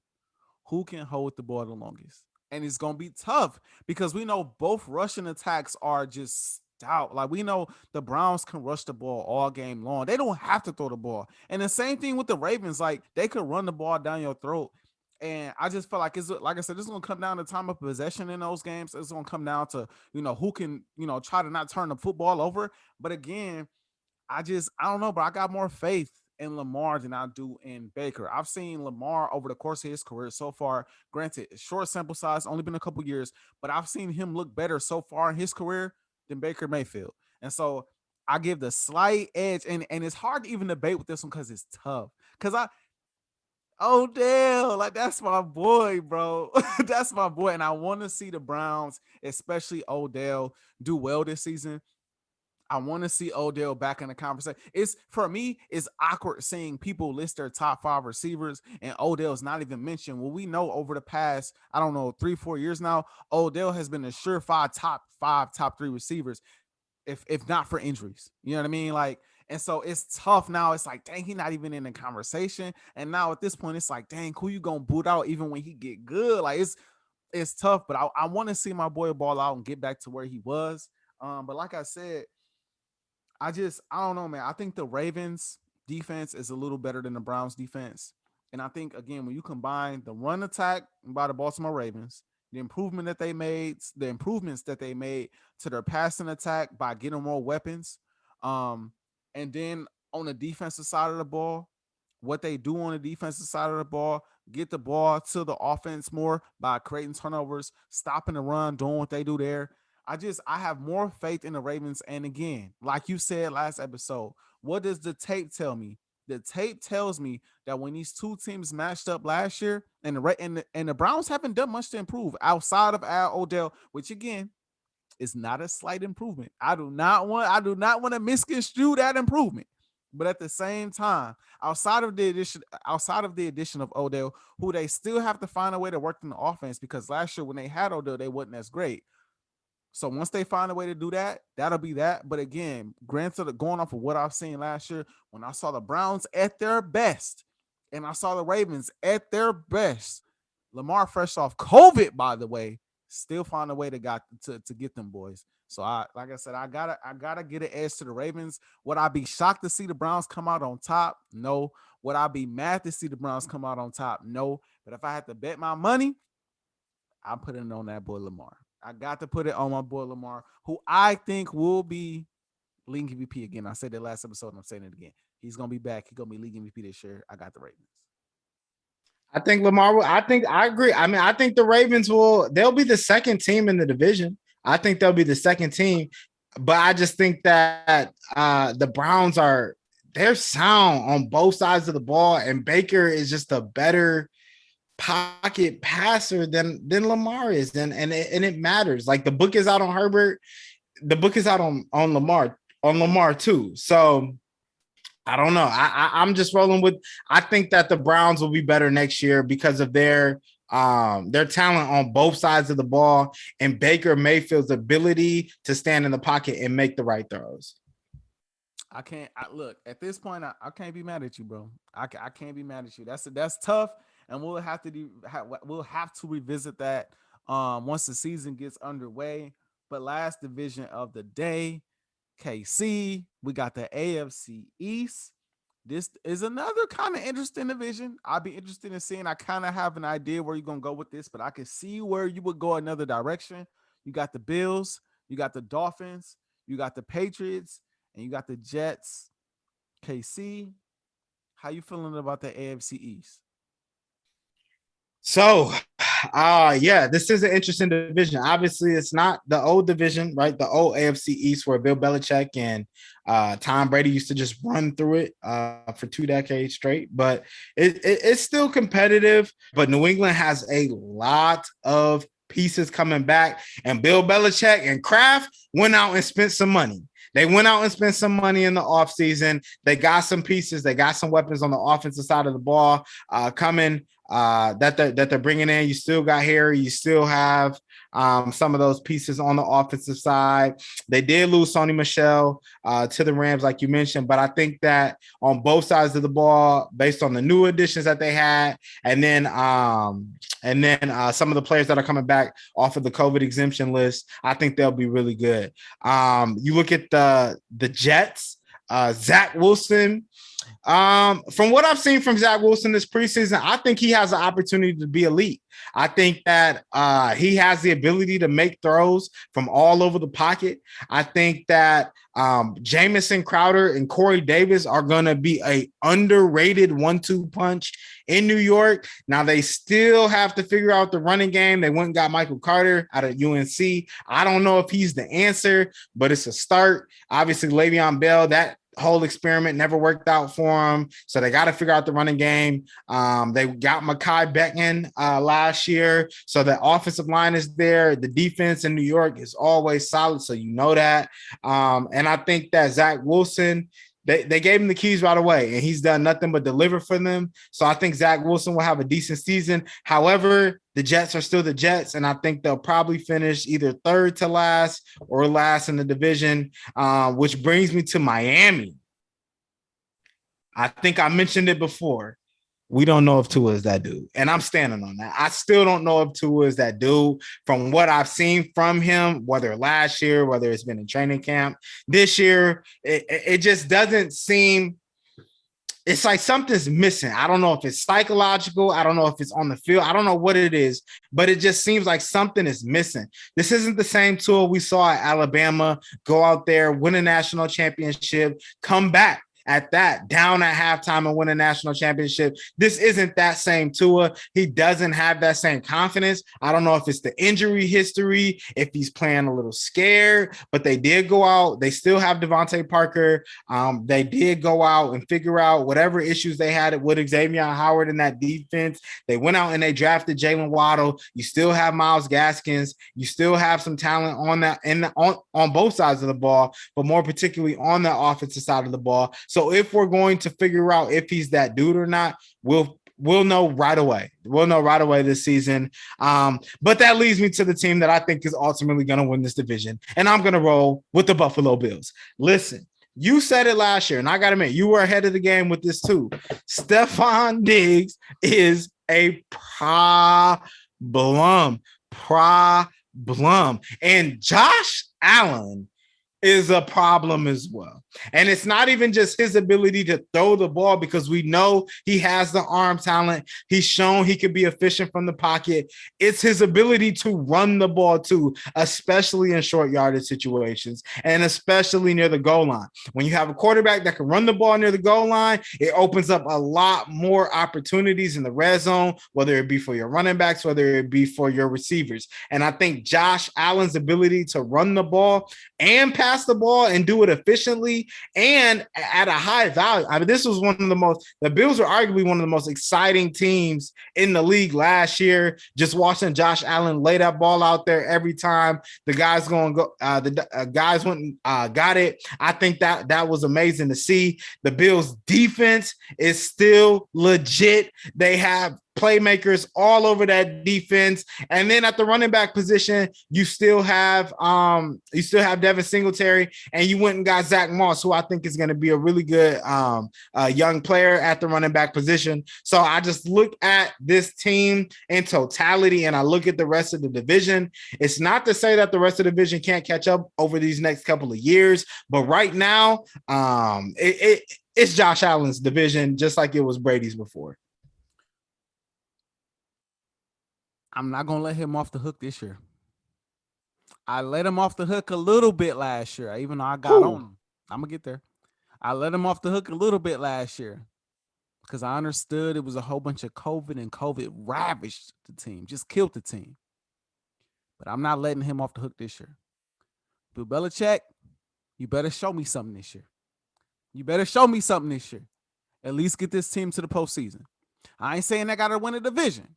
But now all the weapons that you added on the offensive side of the ball, the improvements that you made on defense, and just even getting players back from the COVID exemption list.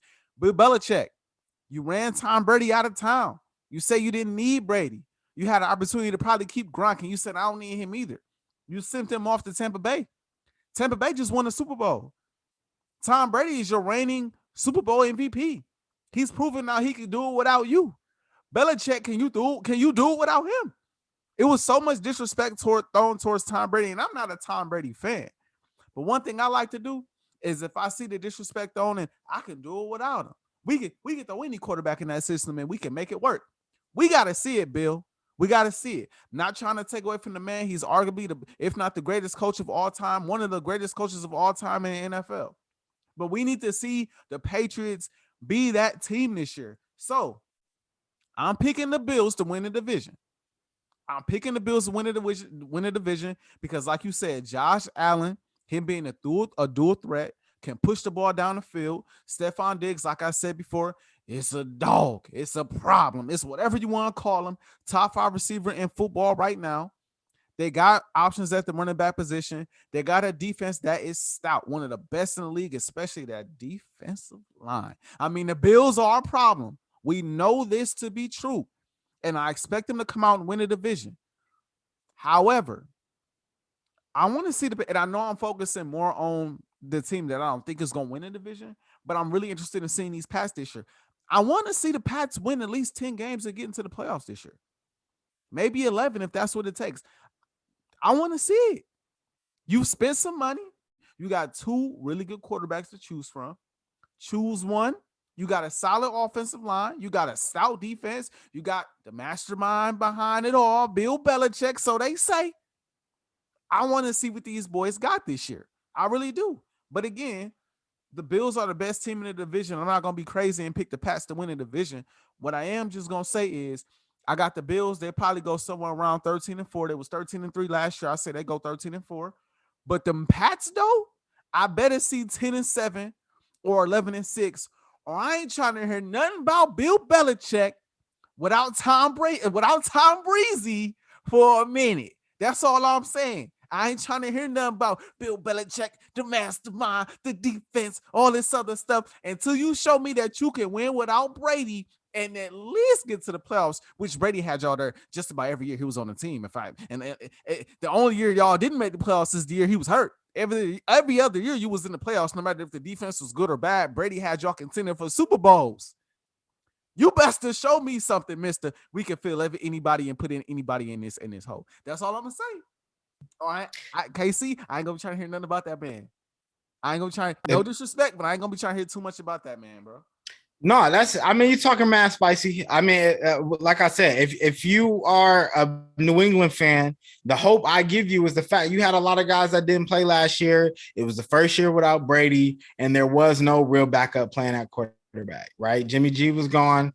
Cam was supposed to be that dude, and then he got COVID, and then it just never really worked out. But now you have Mac Jones, and I think Mac Jones can be special. I think Mac Jones has the potential. I mean, he's learned from a like-mind quarterback, coach and Nick Saban, and now you got Bill Belichick, so he's going to be able to be coach hard. He's going to like learning. He's going to come in, learn the system, take it serious. So I think Mac Jones can be special, but the Bills are just too good right now. That offense is too special. That defense is too special.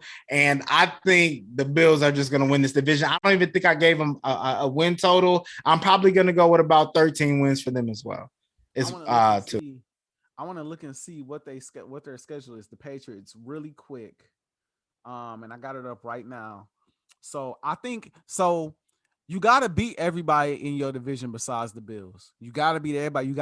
Nobody else can get a win. And that's with the Jets and the Dolphins, that should be easy.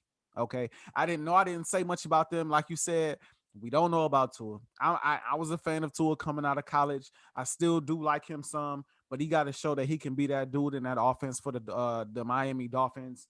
And Zach Wilson, he's solid. I think he's gonna be solid, but you got holes everywhere else for the Jets. So they'll be okay. they'll be okay. But the Patriots are a good enough team to handle both of those teams. Both times they play. I want Belichick them to find a way to get wins. So with that being said, your toughest games, yes, you got the Buccaneers. Yes, you got those Saints that you brought up. If you want to talk Dallas, you should beat Dallas because that defense is stout. Meaning for New England, obviously not for Dallas. You got the Chargers. You got the Browns. You got the Titans. Their schedule is a little rough now. It's rough. It's a little rough. I see. Okay, 2 losses probably to the Bills, so that's 2 right there. I think they beat the Colts. That's 3 to the Titans. Well, it's in New England. 3 to the Titans. Maybe 4 to the Browns. I like the Chargers. I think they might sneak one. That's only 5 losses. Oh, dang. And Tampa Bay, that's 6. So, yeah. So, I was right. So, 11-6. 11-6. With those losses, and some of those games can be toss-up because a lot of those games I predicted them to lose against great competition. They got them games at home. So, while their schedule is tough, it's also a little flex towards their side because a lot of those tough opponents are coming into New England. And we know some teams just don't play well in New England, right? So we'll see. But again, Belichick, Cam, get it. And I'm really rooting for Cam, man. Let's come on, man. What's going on with the COVID, man? Like, what? Yeah. Come on, man. You got to get it together, Cam. I know it's not easy, but come on now. You know you got another quarterback on your heels. COVID is the thing that ruined your season last year, man. You should be locked in the crib. Go from the field to the crib. You shouldn't be doing nothing else. This is your year to prove that you can still be that dude. Because I got news for you. You're not staying in New England. And I'm not about to say nothing that nobody already. He know this. He know no matter how well he play, he probably not staying in Cleveland or staying in New England, right? They're gonna move forward with Mac Jones. Unless they trade him, which I highly doubt. That's the quarterback that they want. He's similar play style wise to Tom Brady. That's what works in New England. That's what Bill Belichick wants to go with. So Cam, you need to ball out to save your career. You need to have a great year this year so that you can get shipped somewhere else and ball out. But getting involved with COVID, I know it's not easy, but damn. I don't see Aaron Rodgers getting. Aaron Rodgers took the whole offseason off. I ain't heard nothing about Aaron Rodgers when it comes to COVID. I ain't heard nothing about COVID with Tom Brady. I heard nothing about COVID with a lot of other professional quarterbacks in the NFL. But for some reason now, this is the second time that Cam didn't got it. And I don't mean to be, or not didn't got it, but at least been involved with it somehow, some way. And I don't want to be that guy to get on Cam because I like Cam. But in order to root for his success, we got to get this man out of this slump he in, man. Like, come on, Cam. Come on, Superman. Yeah, Cam's got to be better, but you said it. I mean, you said it. This is definitely a proven year for Cam. I mean, he has an opportunity. I mean, he can earn his next contract with this year, or I mean, this might be this might be the end of it. So if he does not play well this year, if he doesn't play well this year and he gets benched, let's say halfway through the year by Mac Jones, it's over for Cam. Because we've seen already he don't have that kind of love in the NFL no more, bro. He don't. A lot of teams passed up on him, which is why he ended up with Bill Belichick. Excuse me. He don't have that kind. He don't get that kind of love amongst NFL GMs no more. So this is the year he gonna have to ball. Because if Mac Jones get that job, Cam not gonna see the field no more, bro. Unless Mac get hurt, Cam not gonna see the field. Now is that time. Now is that time. Yeah. Now is that time. Well, I mean, you good? You got anything else you got to say, or? That's it. I got everything out. I can't wait for the NFL season. I know the BTG fans is waiting. I'm excited. It's a lot of. I mean, we went through all these divisions, and it's a lot of good matchups. It's gonna be a good season. It's gonna be fun. Let's do it. On that note, BTG fans, it's been real as a trill. Let's do it. I'm out of here. You out of here? We out of here, man. Ajae, KC, we signing off. See y'all next time. And when y'all sign up for that fantasy football, don't act like your boy didn't warn you that you in trouble. See y'all next time.